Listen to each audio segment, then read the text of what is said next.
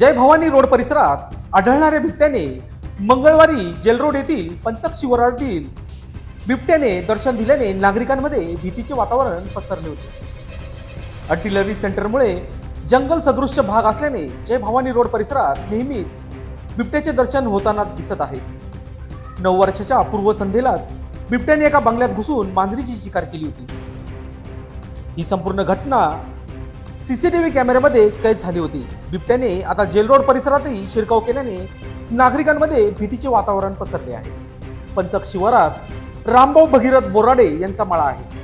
या ठिकाणी शिमला मिरची पिकवण्यासाठी नेट बांधण्यात आली आहे. मंगळवारी दुपारी बोराडे कुटुंबीय काम करीत असताना मादी बिबट्या आणि 2 बछडे आढळून आले आणि हा संपूर्ण प्रकार सीसीटीव्ही कॅमेऱ्यात कैद झाला.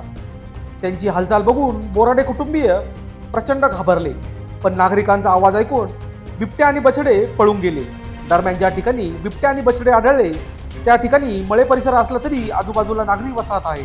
लहान मुले शिकवणीसाठी बाहेर पडत असतात, तर नागरिकही त्या कारणाने घराबाहेर जात असतात. थंडीचे दिवस असल्याने मॉर्निंग वॉक करण्याचेही सकाळी दिसून येतात. त्यामुळे परिसरात भीतीचे वातावरण असून बिबट्यांना जेरबंद करण्यासाठी पिंजरा लावण्याची मागणी लोकशास्त्र न्यूजशी बोलताना यावेळेस केली आहे. लोकशास्त्र न्यूजसाठी बंटी आढाव, नाशिक रोड.